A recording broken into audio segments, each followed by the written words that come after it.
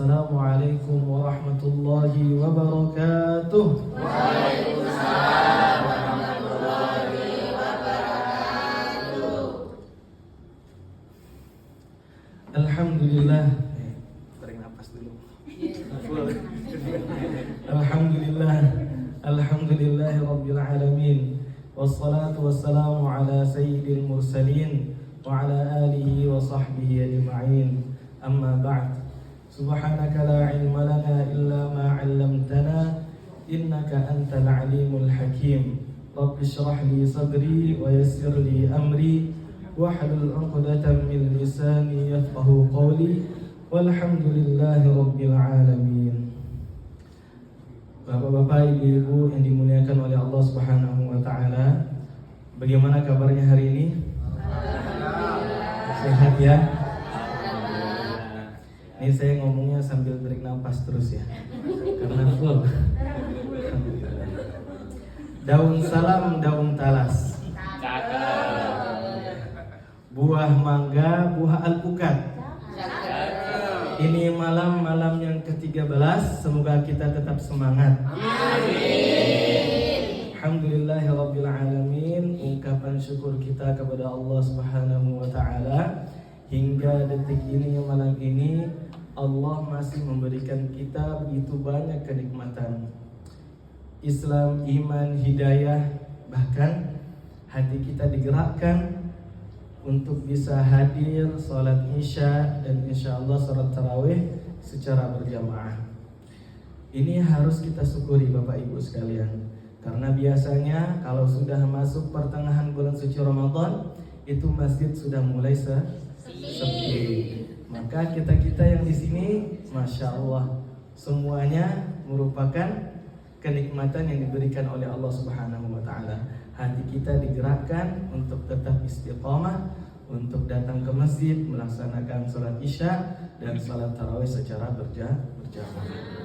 Salawat beserta salam tak akan pernah kita lupakan kepada junjungan besar kita Nabi Muhammad sallallahu alaihi wasallam. Berkat perjuangan beliau beserta sahabat-sahabatnya, kita hingga saat ini dapat merasakan indahnya beribadah pada bulan suci Ramadan. Bapak-bapak, ibu-ibu yang dimuliakan oleh Allah Subhanahu wa taala, kemarin malam kita sudah membahas tentang keistimewaan yang Allah berikan kepada orang yang berpuasa, ialah doanya mustajab. Nah, inilah yang diajarkan oleh Rasulullah sallallahu alaihi wasallam. Setiap amalan, setiap perbuatan yang dilakukan oleh Allah, oleh Rasulullah sallallahu alaihi wasallam, itu ada doanya. Kenapa demikian? Karena ada makna di balik doa. Contohnya misalkan Rasulullah mengajarkan kita ketika masuk ke kamar mandi, maka kita mengucapkan apa? Allahumma inni a'udzubika minal khubuthi wal khaba'ith.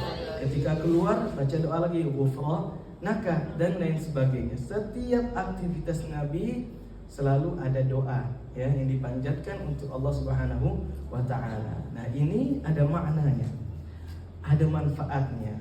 Nah, ada 3 manfaat atau makna di balik doa itu.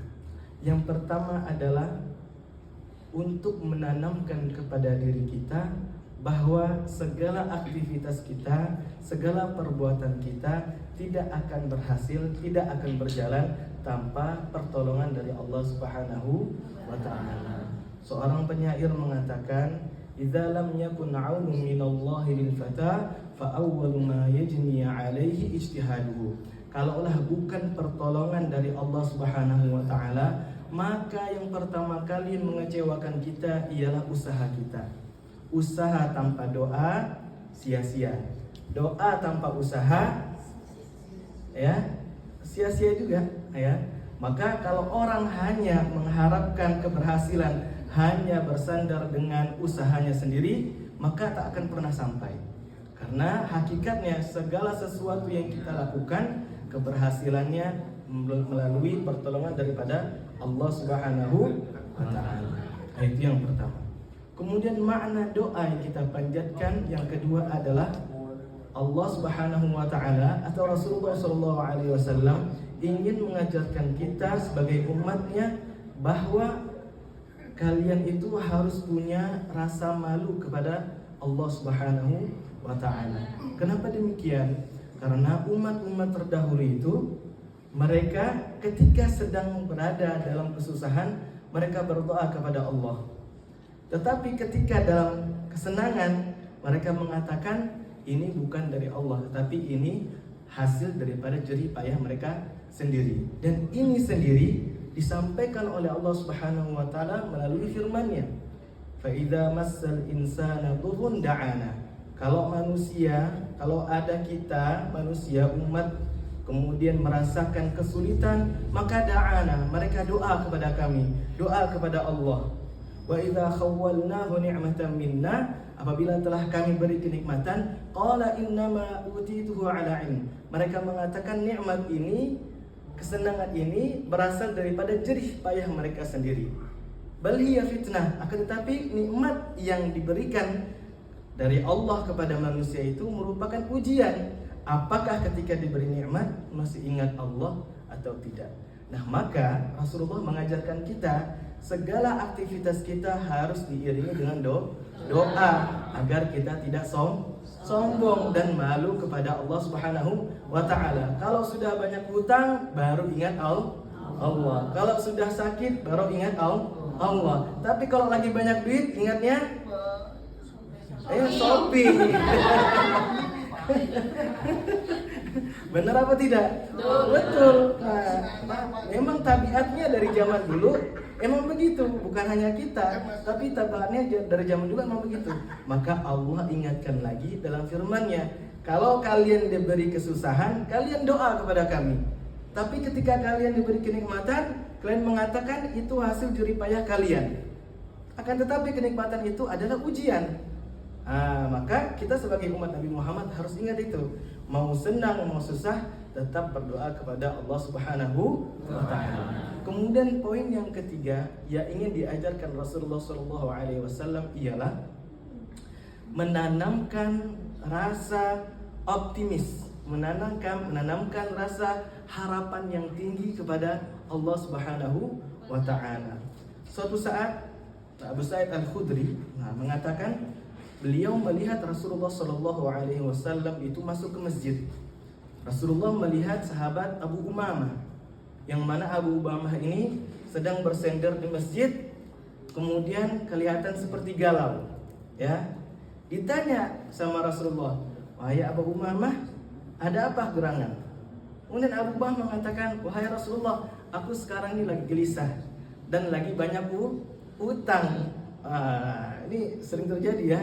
Lagi pusing, banyak masalah, ke masjid, melamun, banyak utang berarti. Nah, ini disampaikan, aku lagi gelisah, lagi banyak masalah dan banyak utang. Terus apa yang disampaikan Rasulullah? Hai Abu Umamah, mau nggak engkau aku ajarkan doa, yang mana doa ini bisa menghilangkan kegelisahanmu dan bisa menghilangkan hutang-hutangmu. Nah, ini kan harapan, ya. Harapan yang ditanamkan dalam doa agar Allah Subhanahu wa taala memudahkan urusannya, menghilangkan kegelisahannya dan juga menyelesaikan hutangnya. Apa doanya? Nah, ini doa canggih Ibu ya. Jadi kalau kita banyak utang, lagi sedih, lagi gelisah, baca doa ini. Allahumma inni a'udzubika minal hammi wal hazan. Ya Allah, aku berlindung kepadamu daripada sedih dan gundah gulana. Wa a'udzubika minal ajzi wal kasal. Dan aku berlindung kepadamu daripada kelemahan dan kemalasan. Wa a'udzubika minal jubni wal bukhl. Dan aku berlindung kepadamu daripada rasa penakut dan pelit. Wa a'udzubika min ghalabatid daini wa qahrir rijal. Dan aku berdoa kepadamu, berlindung kepadamu dari hutang yang melilit dan orang yang memaksa. Nah, kalau kita banyak masalah, banyak hutang, nggak ada duit, ya, maka doanya itu, ya, maka dihafalkan. Nah, setelah ini putar lagi, lihat lagi di live ya, kemudian dicatat, didoakan. Insya Allah. Ini benar. Nah, ini benar ya. Ini benar yang diajarkan oleh Rasulullah SAW. Abu Umamah lagi galau, banyak masalah, lagi banyak utang. Rasulullah ngajarkan doa ini. Maka jangan lagi pusing kalau banyak utang. Maka jangan lagi pusing kalau banyak masalah. Cukup doakan doa ini. Insya Allah semua masalahnya, semua hutangnya dilunasi oleh Allah Subhanahu wa Ta'ala. Alhamdulillah. Cukup sekian. Wabillahi taufiq wal hidayah. Wassalamualaikum warahmatullahi wabarakatuh. Waalaikumsalam.